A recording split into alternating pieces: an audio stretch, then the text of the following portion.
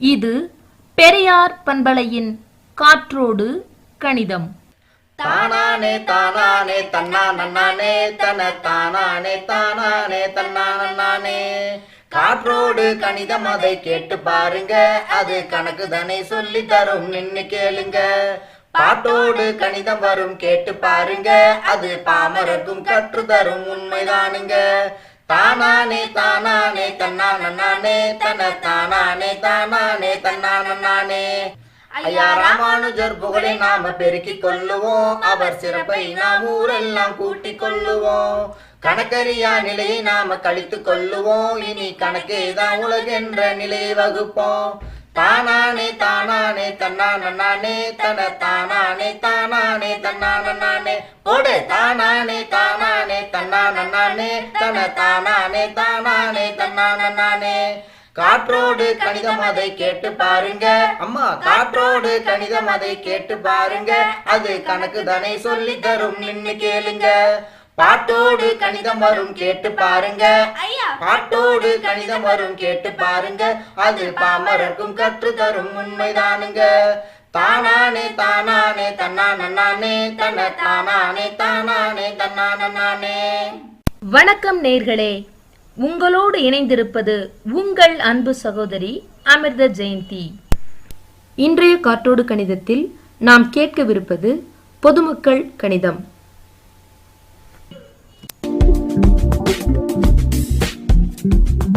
எங்கேருந்து வந்திருக்கீங்க, உங்க பேர் என்ன அப்படிங்கறத சொல்லுங்க. நாங்க வல்லம் சவேரியார்கள் பெரியார் நகர்ல வசிக்கிறோம். சரிம்மா. அங்கிருந்து வந்து இப்போ இந்த ரேடியோ வந்து நீங்க நல்லாவே உங்களுக்கு அறிமுகமான ஒரு ரேடியோ, அதாவது பெரியார் பண்பலையின் காற்றோடு கணிதம். இதுல நீங்க பயிற்சிக்கெல்லாம் வந்திருக்கீங்க. இந்த பயிற்சி வந்து உங்களுக்கு பயனுள்ளதா இருந்ததாம்மா? இப்போ நீங்க எந்த இடத்துல, நீங்க எந்த ஊர்ல பயிற்சி எடுத்துக்கிட்டீங்க? இங்கதான் மேடம், வல்லத்துல நடந்தேன். ஏன்னா நம்ம வந்து காற்றோடு கணிதம் வந்து நிறைய இடங்கள்ல பயிற்சி நடத்திருக்கு. நீங்க வல்லத்துல பயிற்சி எடுத்திருக்கீங்க. அந்த கணக்கு அவங்க சொல்லி கொடுத்த கூட்டல் கணக்கு, கழித்தல் கணக்கு அதெல்லாம் உங்களுக்கு நல்லா புரிஞ்சுதா? வட்டி கணக்கு புரிஞ்சுது. வட்டி கணக்குலாம் சொல்லி கொடுத்தாங்களா? சரி. இப்ப உங்களோட டெய்லி லைஃப்ல, அதாவது தினசரி வாழ்க்கையில காலையில தூங்கி எழுந்திருச்சதுல இருந்து ராத்திரி படுக்கிற வரைக்கும் என்னெல்லாம் கணக்கு இருக்கு அப்படிங்கறத பத்தி நீங்க நேயர்களுக்கு சொல்ல போறீங்க. அது நீங்க வந்து உங்களோட வாழ்க்கையில முன்னேறின கணக்கா இருக்கலாம், இல்ல ஏதோ ஒரு கணக்கு, என்ன மாதிரி எல்லாம் கணக்கு இருக்கு அப்படிங்கறத பத்தி சொல்லுங்க, உங்களுக்கு தெரிஞ்சது சொல்லுங்க. ஆரம்பத்துல வந்து கூலி வந்து கம்மியா தான் இருந்தது மேடம். சரி.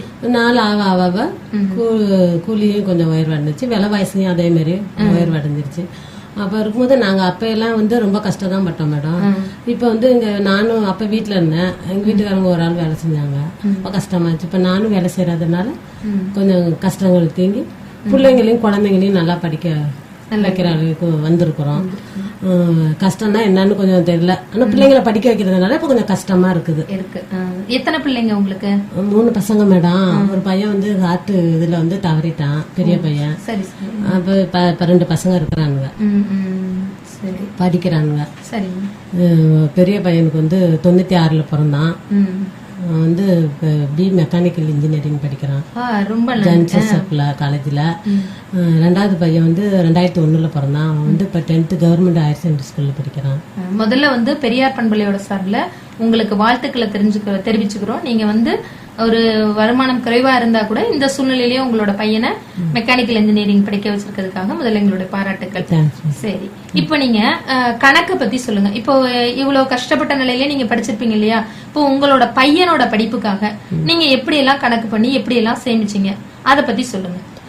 இப்போ எடுத்தோடனே உங்களுக்கு கொடுத்துருக்க முடியாது. இப்போ எவ்வளவு ஸ்கூல் ஃபீஸ் கட்டினீங்க, காலேஜ் ஃபீஸ் கட்டினீங்க, அதெல்லாம் என்ன பண்ணி கட்டினீங்க, அந்த கணக்கை வந்து நேயர்களுக்காக சொல்லுங்க. என் பையன் +2 முடிச்சான் மேடம். முடிச்சோன்னா நாங்க வந்து ஒரு சின்னதா ஒரு தேவை எடுத்தோம் எங்க பையனுக்கு. புதுநன்மை கிறிஸ்டின் நாங்க. அதுல வந்து ஒரு 85,000 வந்துச்சுங்க மேடம், மொய் வந்தது. அதுல நாங்க செலவு பண்ணது இந்த சாப்பாடு செலவெல்லாம் போக பாக்கி வந்து 55,000 எங்களுக்கு இருந்தது கையில.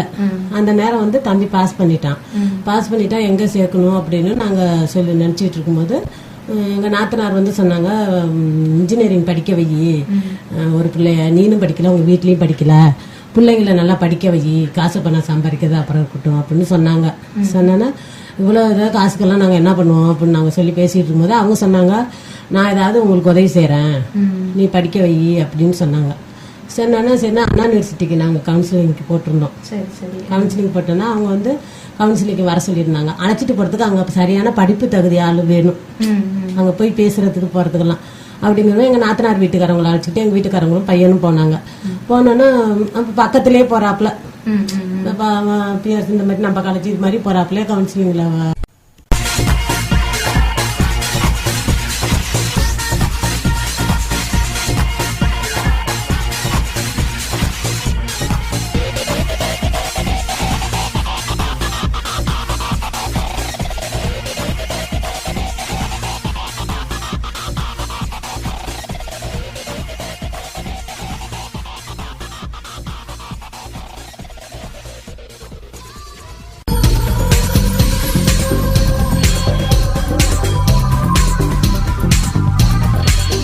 தொடர்ந்து இணைந்தே இருங்கள். இது உங்கள் பெரியார் சமுதாய வானொலி 90.4.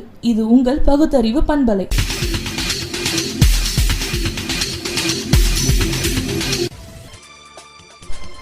இந்திய அரசு அறிவியல் மற்றும் தொழில்நுட்பத்துறை NCSTC பிரிவு மற்றும் பெரியார் பண்பலை 90.4 இணைந்து வழங்கும் காற்றோடு கணிதம்.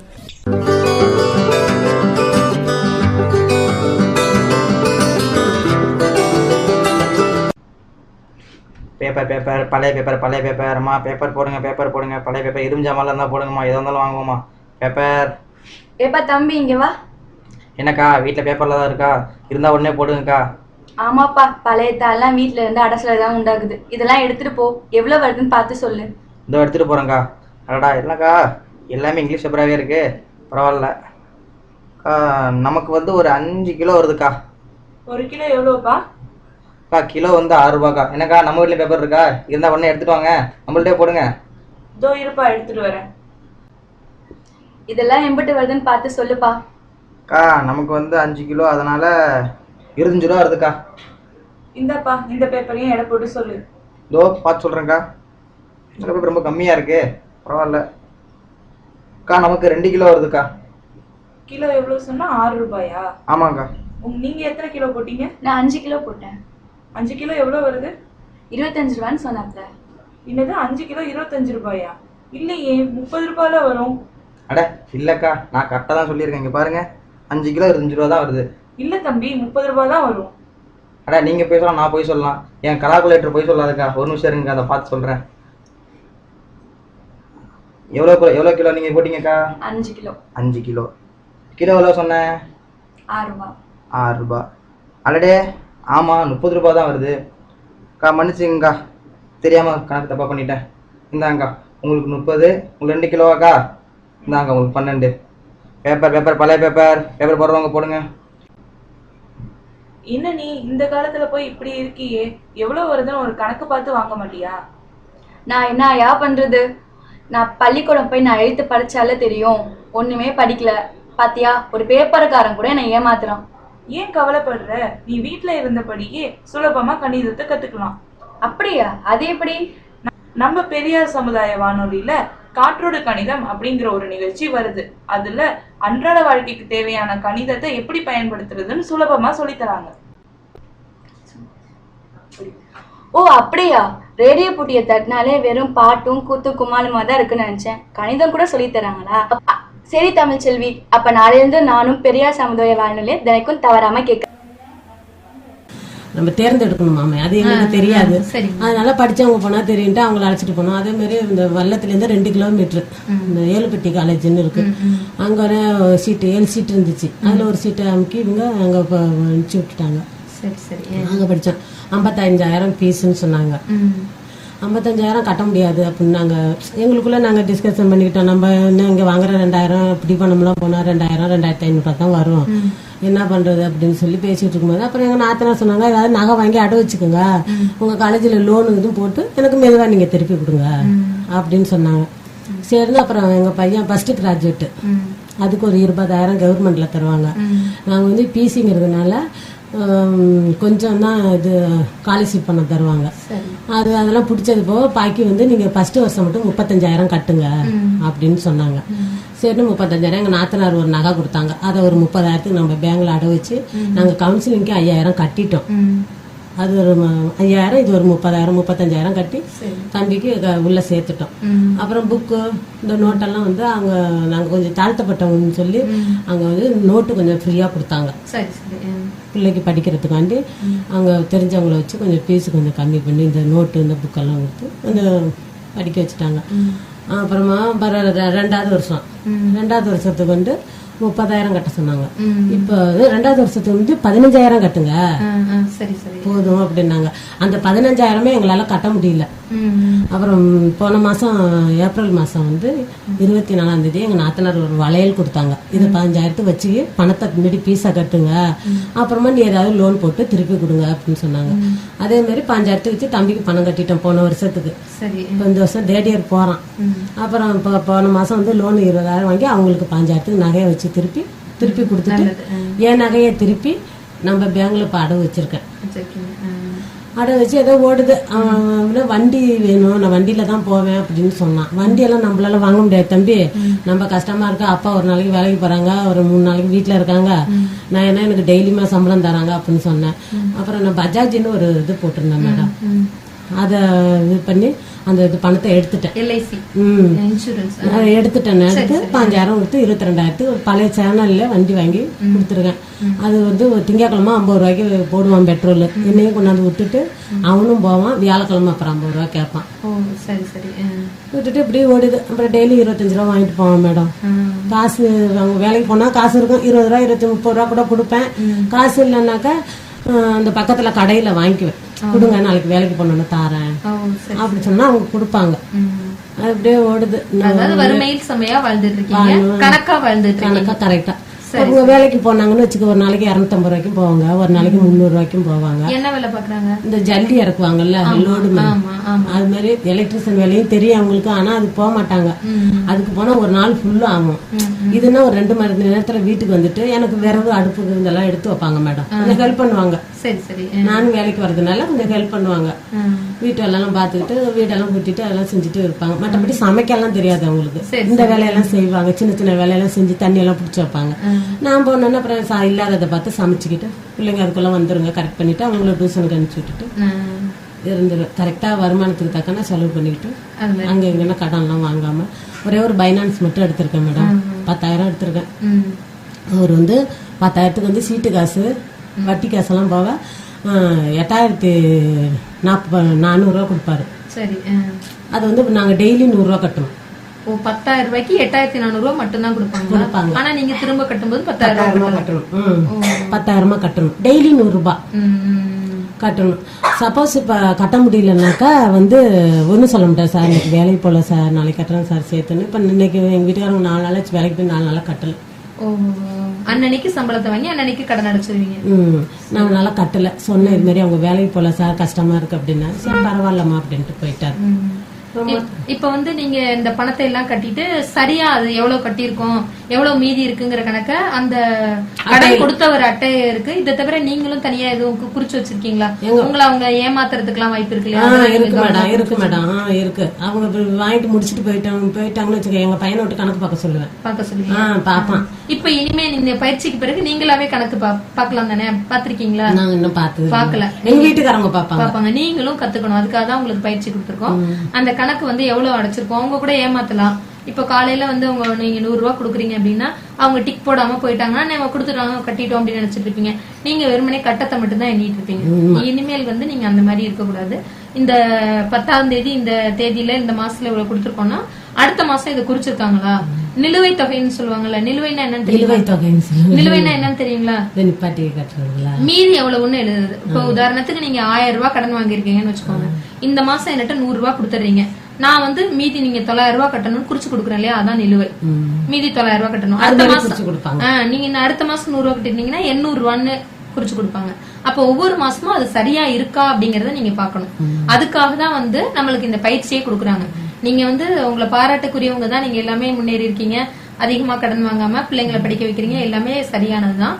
ஆனா நீங்க ஒவ்வொரு இடத்துலயும் கணக்க சரியா பாக்கணும். இப்ப கணக்குங்கிறது வந்து வெறும் பணத்துல மட்டும் கணக்கு கிடையாது, நேரத்திலயும் கூட கணக்கு இருக்கு இல்லையா? நேரத்தை எப்படி கணக்கிட்டு செலவு பண்ணுவீங்க அதை பத்தி கொஞ்சம் சொல்லுங்க. எப்பயுமே காலையில எப்பயுமே ரெகுலரா 10 வருஷமா நாங்க வேலைக்கு வந்ததுல இருந்து ரெகுலரா 4 மணிக்கு எழுந்திருப்பேன் மேடம். Good very good. 4 மணிக்கு அது தூக்கமே வராது. அதுக்கு பிறகு சரி சரி. சமைச்சிட்டு சாப்பாடு செஞ்சுட்டு வீடு வாசலாம் கூட்டிட்டு பிள்ளைங்களுக்கு என்னென்ன செஞ்சு வைக்கணுமோ அதெல்லாம் கரெக்ட் பண்ணி வச்சுட்டு நான் குளிச்சுட்டு கிளம்புறதுக்கு கரெக்டா 7:30 ஆயிரும். 7:30 ஆயிரும். 7:30 அண்ணன் அப்புறம் என் வேலையை பார்த்துட்டு குளிச்சுட்டு நான் கிளம்பிட்டு சாப்பாடு எடுத்துக்கிட்டு இங்க வரும் 8 மணிக்கெல்லாம் நீங்க வந்துருவீங்க.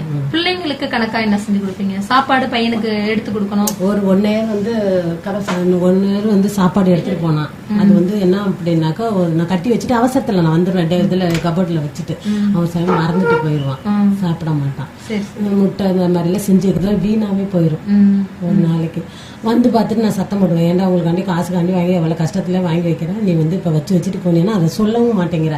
நான் சாப்பிடல வச்சுட்டேன் அப்படின்னு சொல்லவும் மாட்டேங்கிற, வீணா தானே போகுது அப்படின்னு சொன்னதுனால அப்புறம் எங்க வீட்டுக்காரங்க சொன்னாங்க இந்த மாதிரி நீங்க சாப்பாடு கட்டி தரோம் நானு. அப்புறம் எங்க நாத்தனாரும் சொன்னாங்க அவங்க கேண்டியல்ல சூடா தான் போடுவாங்க, அப்பங்க கேண்டியல்ல சாப்பிட்டுக்கலாம். ஒரு எவ்வளவு தடவை சாப்பாடு 20 ரூபான்னு சொன்னான்.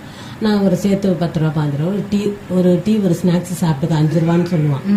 ஒரு டீ காலைல ஒரு ஸ்நாக்ஸ் சாப்பிட்டுக்க 11 மணிக்குன்னு அதுக்கு ஒரு 10 ரூபா தனியா கொடுத்துறேன். சாப்பாட்டுக்கு 25 ரூபா கொடுத்துறேன். சாயந்தரம் ஏதாவது உனக்கு வேணும்னா அப்படின்னு 40 ரூபா 50 ரூபா புள்ள கொடுப்பேன். சரி சரி.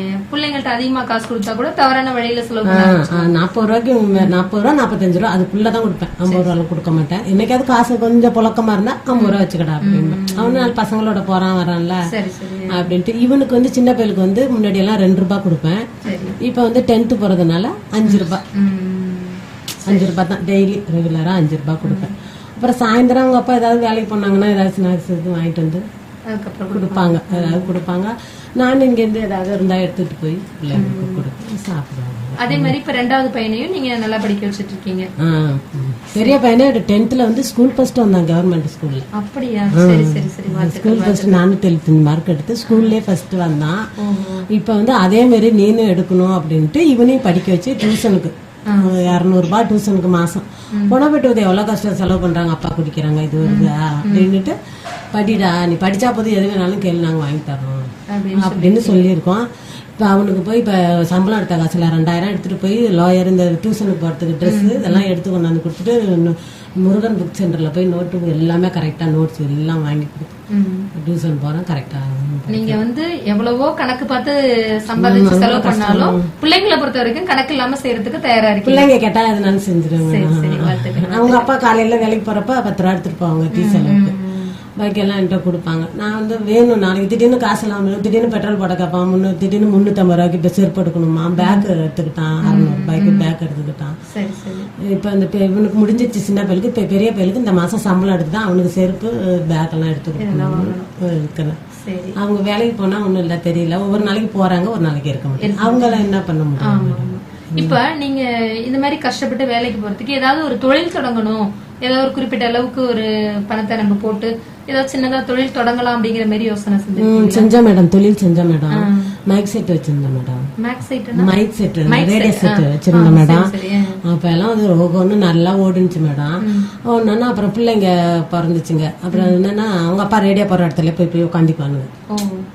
என்னன்னாக்கா படிப்பு வீணா போயிடும் பிள்ளைங்களுக்கு. இந்த இதுலயே போயிடும். அப்பா ரேடியோ செட்டு போற இடத்துல ரேடியோ செட்டு போட ஆள் இல்லைன்னா அப்புறம் கூப்பிடாப்புல இருக்கும் மைக் செட்டு போடுறதுக்கு. அந்த ஒரு காரணத்துக்காண்டி உங்க அப்பா என்ன செஞ்சாங்க, பிள்ளைங்களை நம்ம படிக்கல, நம்ம அண்ணனுக்கு தம்பிங்கெல்லாம் எல்லாம் வாத்தியார் டீச்சரா இருக்காங்க, நம்ம ஒரு ஆள் தான் கஷ்டப்படுறோம், நம்ம பிள்ளைங்களை படிக்க வைக்கணும் அப்படின்னு ஒரே குழிக்குள்ள ரேடியோ செட் எல்லாம் வித்துட்டாங்க. மைக் செட் வித்தோன்னதான் இப்ப பிள்ளைங்களும் நல்லா படிக்க ஆரம்பிக்கிறோம். எங்க குழந்தைனாரெல்லாம் எல்லாம் வாத்தியார் டீச்சரா இருக்காங்க. ஓகேலாம் நாங்க ஒரு ஆள் தான் அன்னன்னைக்கு வேலைக்கு போனா சோறு, இல்லைன்னா அந்த நிலைமையில இருக்கிறோம். இதை கடவுள் ஆசீர்வதிச்சு எங்களுக்கு பிள்ளைங்க படிச்சா போதும், நல்ல நிலைமையில வந்தா போதும் அப்படின்ட்டு நாங்க குடும்பம் பண்ணிட்டு. கண்டிப்பா உங்க பிள்ளைங்க வந்து உங்க நல்ல நிலைமைக்கு வந்து உங்களை உங்க நீங்க சொல்ற உறவினர்கள் குழந்தைனார் ஒப்படையார் உங்களை எல்லாம் விட உங்களுக்கு நல்லபடியாவே இன்னும் அதிகமாவே உங்களுக்கு செய்வாங்க அப்படின்னு நம்புவோம். சரி, இதை தவிர நீங்க வந்து விவசாய நிலங்கள் எதுவும் வச்சிருக்கீங்களா? உங்களுக்கு பூர்வீக சொத்து அந்த மாதிரி? எங்க மாமனார் நட்டாருங்க மேடம். இப்ப வயக்காட்டுக்கெல்லாம் நாளுக்கு முன்னாடியே வயக்காட்டுக்கு தான் போவேன் மேடம். அறுப்ப இருப்பேன், நடவு நடுவேன், கருதல் எல்லாமே செய்வேன் மேடம். எங்க வயலுக்கு அறுப்போம். எங்களுக்கு கூலி தான் கொடுப்பாரு எங்க மாமனார். மற்றபடி எக்ஸ்ட்ரா எதுவுமே தர மாட்டாரு. எக்ஸ்ட்ரா தர மாட்டாரு. இது மாதிரி சாப்பு வரைக்கும் ஒரு 50 கீத்துல தான் நாங்க குடியிருந்தோம். 50 கீத்து. அந்த 50 கீத்துல தான் நாங்க குடியேறணும். அந்த இறந்து போன குழந்தைய வச்சுக்கிட்டு அடுப்படி பக்கத்திலே இருக்கும். அந்த அனல்லே இருப்பான் பாருங்க. படுக்க அப்படி முண்டையெல்லாம் இடமே வசதியே பத்தாது. அப்போ என் மாமனார் கேட்டாரு, இந்த 50 கித்துல நீ குடியிருக்க கூடாது, உன்னால ஒரு பிடி மண்ணு வாங்கி வீடு கட்ட முடியுமான்னு கேட்டாரு. சரி சரி. அதே ஒரு வைராக்கியத்துல இருந்தேன் நான். இவர் சாவரத்துக்குள்ள நம்ம ஒரு வீடு வாங்கி இடம் வாங்கி வீடு கட்டியே ஆகணும் அப்படின்னு ஒரு வைராக்கியத்தோட இருந்தேன் மேடம். அப்புறம் பக்கத்து தெருவில் வந்து போய் குடியிருந்தோம். ஒரு 800 ரூபாய். அப்ப 800 ரூபாங்கிறது பெருசு. அப்ப 800 ரூபாய் கொடுத்து அந்த வீட்டுக்கு வாடகை மாதிரி இருந்தோம் மேடம். அந்த வீட்டுல இருந்துகிட்ட ஒரு வீடு இடம் வாங்கணும். இடம் வாங்கி காது குத்தணும். 2001 காது குத்தணும் பிள்ளைங்களுக்கு, பசங்களுக்கு காது குத்தணும். அதுல ஒரு 1 லட்சம் மொய் வந்துச்சு. 25,000 சாப்பாடு செலவு போக 75,000 வச்சுக்கிட்டு அந்த வீடு கட்டின வீட்டுல, அந்த இடம் வாங்கின வீட்டுல வீடு கட்டணும். ஒரு 5 சதுரத்துல வீடு கட்டணும். வீடு கட்டி கொஞ்சம் பாசு பத்தாம போயிருச்சு. அப்படியே பூசாம அப்படியே கதவு நிலை ஜன்னல் இந்த மாதிரி வைக்க முடியாத நிலையில இருந்துச்சு. எங்க உறவினர்கள்ட்ட கேட்டோம், ஒருத்தருமே செய்யல. அப்புறம் ஒரு பக்கத்துல ஒருத்தர் வந்து பழக்க வழக்கம் தான், ஆனா அவங்க இந்துக்காரவங்க, நான் வந்து உனக்கு நகை நட்டு தரேன், அடகு வச்சு நீ புது வீடு நுழைஞ்சிக்க அப்படின்னு சொல்லி ஒரு 5 பவுன் நகை கொடுத்தாங்க. 5 பவுன் நகை கொடுத்தோன்னா வீடு கிட்டெல்லாம் பூசி கீசி எல்லாம் முடிச்சு என்னன்னா அப்புறம் புது வீடு நுழைஞ்சேன். அப்போ கொஞ்சம் மொய் வந்துச்சு. அந்த 5 பவுன் கொடுத்தவங்களுக்கு நம்ம நகையை திருப்பி கொடுத்துடணுமே, அவங்களுக்கு திருப்பி கொடுத்துட்டு இப்போ அந்த வீட்டில தான் நாங்கள் இருக்கிறோம். அந்த வீட்டில தான் இருக்கிறோம். வீட்டோட அளவு சொன்னீங்க இல்லையா, இப்போ சதுரம் அப்படின்னா அது சதுரம்னா என்ன, அது எப்படின்னு தெரியுதா உங்களுக்கு? 5 சதுரங்கிறது எவ்வளவு? 5 சதுரடி வீடு அப்படின்னா இதுல வந்து 27 மேடம், நீளத்துல 27, ஆழத்துல வந்து 17. அப்ப வந்து உங்களுக்கு கணக்கு தெரியல அப்படின்னே நீங்க சொல்லக்கூடாது. சரியான அளவுக்கு எல்லாமே சொல்றீங்களே நீங்க. 27 × 17 23 × 17 27 × 13 எத்தனை வரும்? அதான் 5 சதுரம் சொன்னாங்க. தெரியல. சரி சரி சரி, நீங்க தொடர்ந்து சொல்லுங்க. அதுல ஒரு 2 ரூம்பு, ஒரு கிச்சனு, ஒரு ஹால் கட்டணும் மேடம். அப்புறம் பின்னாடி ஒரு ஆஸ்பரா சீட்டு போட்டு சமைக்கிறதுக்கு வச்சிருக்கோம். கேஸ் எல்லாம் இல்ல மேடம், சும்மா விறகடுப்பு தான். அது கேஸ் எல்லாம் எனக்கு பத்த வைக்க தெரியாது மேடம். விறகடுப்புல செய்யறோம். செஞ்சுட்டு எங்க நாத்தனார் வந்து என்ன செஞ்சாங்க, கரண்ட் அடுப்பு வாங்கி கொடுத்தாங்க. கஷ்டப்படுதாங்க அப்படின்ட்டு கரண்ட் அடுப்பு வாங்கி கொடுத்தாங்க. அப்புறம் அவங்க எங்க நாத்தனாரோட வந்து மாமியார் வந்து ஒரு ஸ்டவ் அடுப்பு வாங்கி கொடுத்தாங்க. பம்பு அடிக்குவோம்ல, அந்த அடுப்பு வாங்கி கொடுத்தாங்க. வாங்கி கொடுத்துட்டு எல்லாம் ஃபேன் வாங்கி கொடுத்தாங்க. எங்க நாத்தனார் இல்ல, எங்க சின்ன மாமனார் பொண்ணு. சரி சரி. எங்க நாத்தனார் செய்யாது. இவங்க படிக்க வைக்கிறாங்க பாருங்க, அவங்க தான் இப்ப எல்லாம் எங்களுக்கு கொஞ்சம் ஹெல்ப் பண்றாங்க. பிள்ளைங்க படிச்சா போதும். எங்க குழந்தைனார் சொன்னாரு, சும்மா ஏன் இன்ஜினியரிங் படிக்க வைக்கிற, நீ தான் கஷ்டப்படுறியா, ஏன் இன்ஜினியருக்கு படிக்க வைக்கிற, வந்து சும்மா பிஎஸ்சி சொல்றாங்களா, எம்எஸ்சி பிஎஸ்சி ஆர்ட்ஸ் காலேஜ்ல படிக்க வைக்காண்டதுன்னா 2000 தானே பீஸு, நீ 50,000 1 லட்சம் செலவு பண்ணியா நீ படிக்க வைக்கிறேன்னு எங்க குழந்தைனார் சொன்னாரு. வாத்தியாரா இருக்கிறாரு. இப்பதான் நான் நினைச்சேன், நீ படிச்சு பெரிய ஆள் அவனு நினைக்கிற, படிக்காதவன் பிள்ளை படிக்காம இருக்கணுமா, நான் படிக்க வைக்கிறேன் பாரு அப்படின்ட்டு தான் வந்தேன். ஆனா சின்னவனும் இப்படி படிக்க வைக்க முடியுமான்னு தெரியல. நல்லா படிக்குமா? அவன் நல்லா படிப்பான். இல்ல இந்த அளவுக்கு படிக்க வைக்க முடியுமா என்னன்னு தெரியலங்கிறேன் நான். இல்ல ஏன் நம்பிக்கை கேக்குறீங்க? இவ்வளவு தூரம் நீங்க கஷ்டப்பட்டு உங்களோட நாத்தனார் உதவியோட படிக்க வச்சிட்டு இருக்கீங்க, நீங்க தொடர்ந்துமே படிக்க வைக்கணும். சரி, இப்போ உங்க பிள்ளைங்க எல்லாம் கணக்கு நல்லா படுவாங்களா? கணக்குல வந்து 90 மார்க் எடுத்திருந்தான் மேடம். அதனாலதான் இன்ஜினியரிங் படிக்கிற. சின்ன பையன் கணக்கு நல்லா படுவான். அவன் நல்லா படுவான். 2 பிள்ளைங்களுமே நல்லா படிக்கும் மேடம். நான் எந்த வேலையும் விட மாட்டேன். பிள்ளைங்க படிச்சா போதும்ட்டு எல்லா வேலையும் நானே எடுத்து போட்டு வச்சேன். பிள்ளைங்க படிச்சா போதும் அப்படின்னுட்டு அதுக்கு கேக்குறத வாங்கி கொடுத்துக்கிட்டு, இன்னைக்கு வாங்க முடியலன்னா நாளைக்கு அப்பா வேலைக்கு பண்ணணும் வாங்கி தரேன் தம்பி, டெய்லி எனக்கு காசு கிடைக்கல தம்பி, நாளைக்கு வாங்கி தரேன் தம்பி அப்படின்னு சொல்லி ஒத்துக்குவானுங்க. அதெல்லாம் என்னம்மா டெய்லி சொல்ற, இப்ப செருப்பு கட்டு 1 வாரம் ஆகுது, ஒருத்தன் பெரியவன் வாங்கி தரல. அப்புறம் ஒரு இதாக சொன்னேன், இடையில காசு கிடைக்காது, சம்பளம் ஒண்ணு வாங்கிக்கிறேன் கேட்டுப்பாங்க, பிள்ளைங்களும் கேட்டுப்பாங்க. அப்ப வந்து நீங்க வருமானத்தை கணக்கா வளர்க்கறதோட பிள்ளைங்களை நல்லா வந்து திட்டமிட்டு கணக்காவே நீங்க அவங்கள கண்டிஷனோட நல்லா வளர்க்குறீங்க. எங்கேயும் போக மாட்டானுங்க, என்ன கேட்காம போனா எங்க போனாலும் என்கிட்ட சொல்லிட்டு போயிடுவாங்க. அப்ப வந்து நீங்க உங்க பையனுக்கு வந்து தினப்படி பெட்ரோலுக்கு வாரத்துக்கு எவ்வளவு குடுக்குறீங்கிறது, உங்க பையனுக்கு சாப்பாடுக்கு எவ்வளவு, ஸ்நாக்ஸ்க்கு எவ்வளவு அப்படிங்கறதுல கணக்கு வச்சிருக்கீங்க.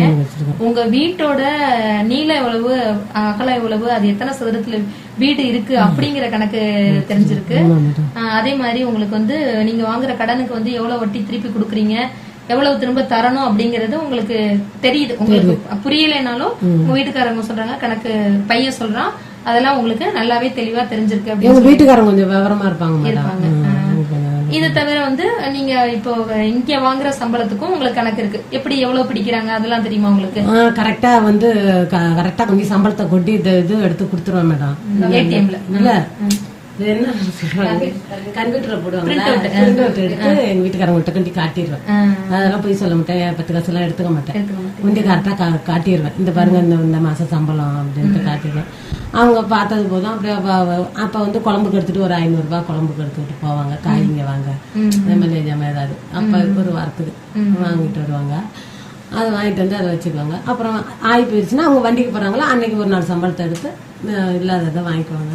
கடைக்கு பக்கத்துல ஒரு கடை இருக்கு, திடீர்னு காசு இல்லாத அன்னைக்கு மட்டும் கடன் வாங்குவேன். காசு இருக்கு காசு கொடுத்து வாங்கிக்குவேன். ஒரு நோட்டு போட்டு கொடுத்துருப்பாங்க அவங்க, அந்த நோட்டை எடுத்துட்டு போய் அந்த கடையில அந்த காசை கொடுத்து வாங்குவேன். மாசத்துல 500 ரூபாய் வரும். இல்லாத அன்னைக்கு வாங்குற ஜாமான். பால் வந்து 350 ரூபா பால் காசு கொடுப்பேன். பால் காசு 350 ரூபா கொடுப்பேன். கடைக்கு ஒரு 500 ரூபா 400 ரூபா இப்படி வரும், நம்ம வாங்குறத பொறுத்து இருக்குது. திடீர்னு பசங்க நோட்டை எடுத்துட்டு போய் ஒரு தீனியை வாங்கிட்டு பாருங்க, அதெல்லாம் ஒண்ணும் சொல்ல மாட்டேன், ஒன்னும் சொல்ல மாட்டேன். அப்புறம் வாரத்துல சனி ஞாயிறுல சனிக்கிழமை கறி எடுப்பேன், ஞாயிற்றுக்கிழமையில மீன் எடுப்பேன். அப்படி காசு இல்லைன்னா இந்த வாரம் எதுவுமே இல்லை, புளி குழம்பு வச்சுட்டு தம்பி காசு இல்லப்பா சாப்பிடுங்க அப்படின்ட்டு வந்துட்டு அடுத்த வாரம் செஞ்சுக்கலாம் அப்படின்னு. அதாவது இருக்கிறத கொண்டு சிறப்பா வாழ்றதுக்கு நீங்க எல்லாமே செஞ்சுட்டு இருக்கீங்க. மொத்தத்துல நீங்க முழுக்க முழுக்க கணக்காகவே வாழ்ந்துட்டு இருக்கீங்க. இப்ப நீங்க தெரியாத சில கணக்குகளையும் இந்த மாதிரி தொடர்ந்து வந்து நம்ம காற்றோடு கணிதத்துல நிறைய கணக்கு நிகழ்ச்சிகள் கொடுக்க போறோம். இது வரைக்கும் கொடுத்ததுல நீங்க கலந்துருக்கீங்க, இனிமே கொடுக்க போற நிகழ்ச்சியிலையும் நீங்க கலந்துக்கணும். தொடர்ந்து இந்த நம்மளுடைய வானிலையும் கேட்கணும் அப்படின்னு கேட்டுட்டு இதோட இந்த நிகழ்ச்சி முடிச்சுக்கோம். நன்றி. வணக்கம் தோழிகளே. சென்ற மாதத்தைப் போலவே இந்த மாதமும் உங்களுக்கு கூட்டல், கழித்தல், பெருக்கல், வகுத்தல் போன்ற அடிப்படை கணிதத்தில் பயிற்சியை அளிக்கவிருக்கிறது நமது பெரியார் மணியம்மை பல்கலைக்கழகத்தில் இயங்கி வரும் பெரியார் பண்பலையின் காற்றோடு கணிதம். இதில் யார் வேண்டுமானாலும் கலந்து கொள்ளலாம். ஆர்வமும் ஊக்கமும் கொண்ட அனைத்து தோழிகளும் இதில் கலந்து கொள்ளலாம். நம்முடைய அன்றாட வாழ்க்கையில் வரும் கூட்டல், கழித்தல், பெருக்கல், வகுத்தல் போன்ற அடிப்படை கணிதத்தில் உங்களுக்கு பயிற்சி அளிக்க இருக்கிறோம். வல்லம் பகுதியில் வரும் மே மாதம் 25 முதல் 31ஆம் தேதி வரை நடைபெறவிருக்கும் இந்த பயிற்சி பட்டறையில் கலந்து கொள்ள நீங்கள் அணுக வேண்டிய முகவரி: பெரியார் பண்பலையின் காற்றோடு கணிதம், பெரியார் மணியம்மை பல்கலைக்கழகம், பெரியார் நகர், வல்லம். நீங்கள் கேட்டுக்கொண்டிருப்பது பெரியார் சமுதாய வானொலி 90.4 அலைவரிசையில் காற்றோடு கணிதம். இணைந்து வழங்குவோர் தேசிய அறிவியல் மற்றும் தொழில்நுட்ப பரப்புதல் குழு மற்றும் தேசிய அறிவியல் மற்றும் தொழில்நுட்பத்துறை.